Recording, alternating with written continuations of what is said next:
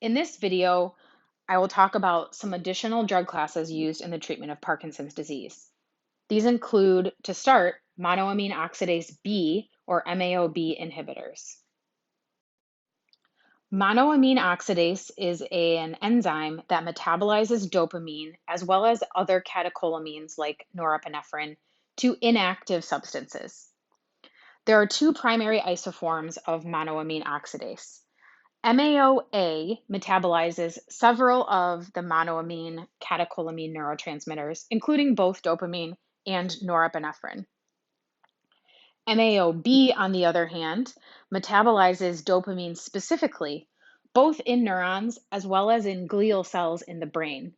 Many glial cells, like astrocytes and microglia, are able to metabolize dopamine to inactive substances via the MAOB enzyme, and that's an important contributor to the metabolism of dopamine. MAOB inhibitors inhibit this enzyme. By inhibiting MAOB, these drugs are able to increase the concentration of dopamine in the brain, especially by blocking that glial breakdown pathway that I mentioned.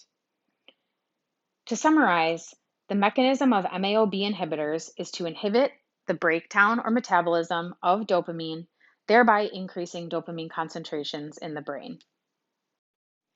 The three MAOB inhibitors used in Parkinson's disease are selegiline, rasagiline, and safinamide. Each of the MAOB inhibitors has a phenylethylamine structure, which allows it to access the MAO enzyme. This is because it mimics the endogenous substrate dopamine with a phenyl group attached by an ethyl bridge to an amine group. Selegiline and rasagiline both also contain an acetylene group, and this is the portion of the molecule that is involved in mechanism-based inactivation. The acetylene portion of the molecule forms a covalent bond or a covalent adduct with the MAO enzyme, which results in irreversible inhibition of the MAO enzymatic activity. On the other hand, safinamide, which does not possess an acetylene group, is considered a reversible MAOB inhibitor. It simply binds to the active site of the enzyme and prevents the enzyme from metabolizing its endogenous substrate, dopamine. Selegiline and rasagiline are metabolized somewhat differently. Rasagiline is metabolized by CYP1A2 to an inactive molecule. On the other hand, selegiline undergoes P450 metabolism by either CYP2B6 or CYP2C19 to amphetamine or amphetamine-derived metabolites. This gives selegiline an activating effect and can have some amphetamine-like side effects in many patients, whereas rasagiline does not have these stimulant-like amphetamine side effects. Now for some more information about those three specific inhibitors I mentioned. Selegiline, as we discussed, is an irreversible inhibitor due to its acetylene group. It is relatively selective for MAOB, but can also inhibit MAOA at higher doses. And this can be problematic when combined with other drugs that also increase monoamine neurotransmitters, like antidepressants and others. The oral availability and absorption of selegiline is increased when it is given with food. And it is available in a few different formulations, including an immediate release tablet, a transdermal patch, and a disintegrating tablet. As shown on the previous slide, selegiline is metabolized by CYP2B6 and 2C19 to amphetamine-like metabolites. This can produce a stimulating effect, and selegiline is also associated with some nephrotoxicity. Rasagiline is also an irreversible MAOB inhibitor due to its acetylene moiety. It is thought to be and has been shown to be more potent than selegiline, and it also does not have any amphetamine metabolites and therefore does not typically associate with a stimulating effect.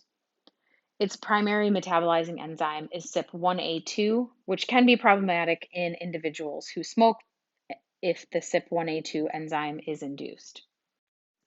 The last MAOB inhibitor is safinamide. This was the most recently approved as of March 2017 and is the only reversible MAOB inhibitor. It can be used in patients with renal impairment, but does produce some hepatotoxicity, and care should be used in patients with liver dysfunction.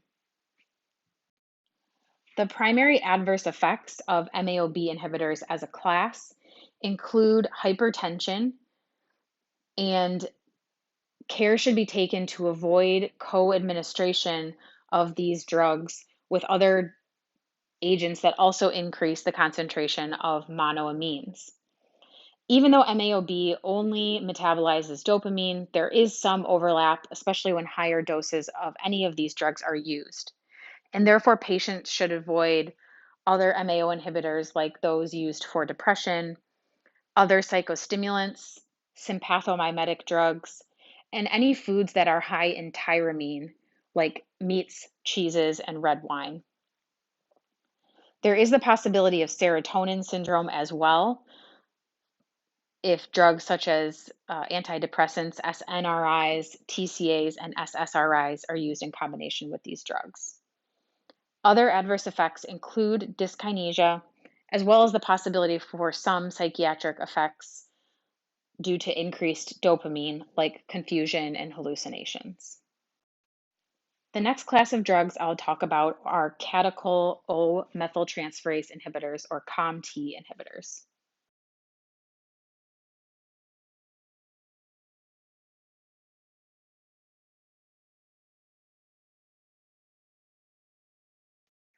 Catechol O-methyltransferase, or ComT for short, is an enzyme that can metabolize both dopamine as well as the immediate dopamine precursor L-DOPA.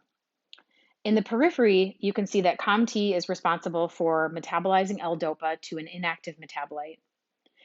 In the central nervous system, ComT can metabolize dopamine to an inactive metabolite as well. With long-term carbidopa use, what tends to be seen is a compensatory increase in ComT metabolism of L-DOPA in the periphery. And this is a compensatory response to the inhibition of dopa decarboxylase in the presence of carbidopa. ComT inhibitors, such as entacapone, opicapone, and tolcapone, are able to inhibit this compensatorily increased ComT activity to further shunt more L-DOPA into the brain. Therefore, these drugs tend to be useful at later stages of the disease after patients have been on carbidopa L-DOPA for a period of time. All of the ComT inhibitors listed act primarily peripherally, although tolcapone specifically also has some additional activity in the CNS to inhibit ComT metabolism of dopamine because it is able to cross the blood-brain barrier. Tolcapone is the only one of the three that is able to do this. On the left is the structure of entacapone, and on the right is the structure of dopamine. As you can see, entacapone contains a catechol-like moiety, which permits access to the ComT enzyme because it mimics the endogenous substrate dopamine. Then the nitrate, or NO2 group, results in tight binding inhibition of the ComT enzyme that produces a reversible inhibition of the enzymatic activity. This is true for all ComT inhibitors, although I'm using entacapone to illustrate the activity here. The specific ComT inhibitors that I will mention are entacapone, tolcapone, and opicapone. Entacapone is a peripherally restricted ComT inhibitor, so it works primarily in the periphery to decrease the compensatorily increased ComT activity. It has a few different forms available, including as a single agent oral tablet, as well as a 3-drug combination with carbidopa, L-DOPA, and entacapone called Stalevo. Its duration of action is about 2 hours, and therefore it requires either 3 or 4 times a day dosing. It is metabolized by glucuronidation followed by fecal excretion. And the side effects associated with the use of entacapone are increased dyskinesias, as well as some GI upset like diarrhea, abdominal pain, and nausea. Tolcapone is also a reversible ComT inhibitor that has activity both in the periphery and in the brain. Its duration is somewhat longer at 8 to 12 hours and therefore can be dosed twice daily.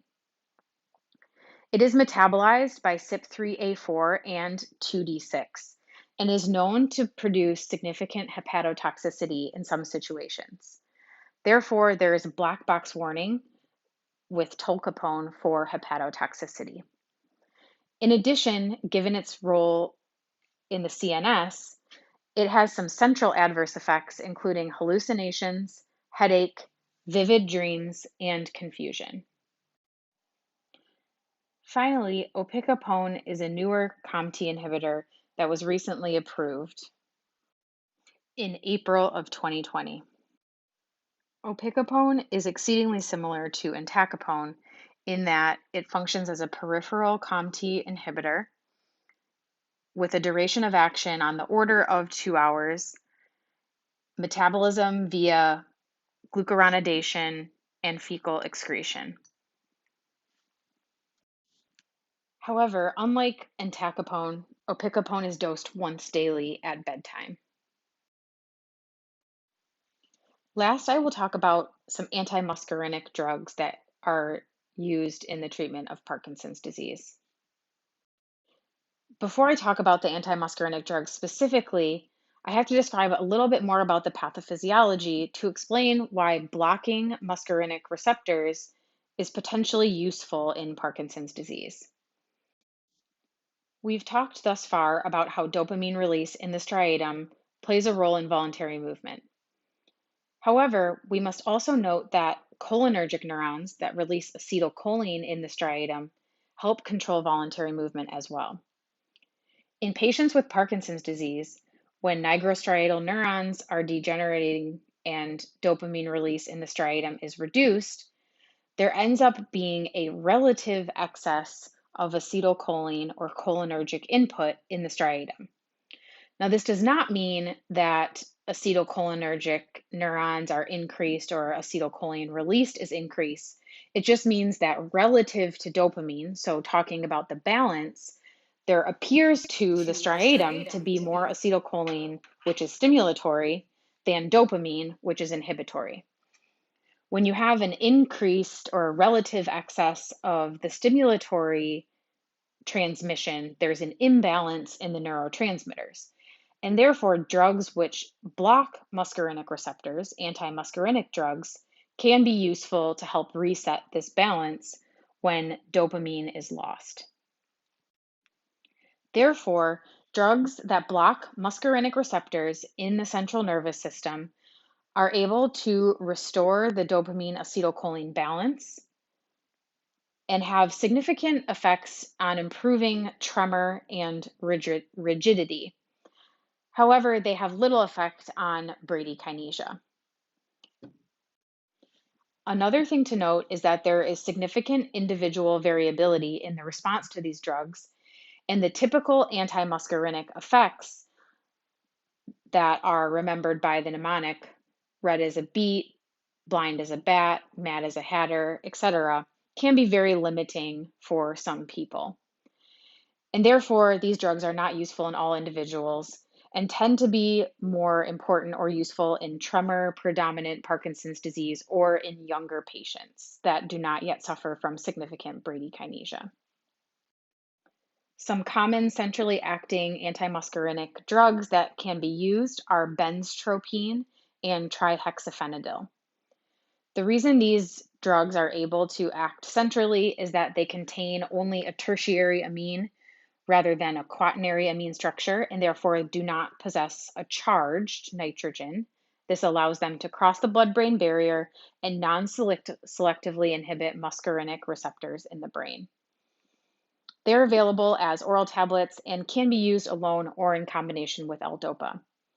However, as I mentioned already, their typical antimuscarinic side effects can be limiting.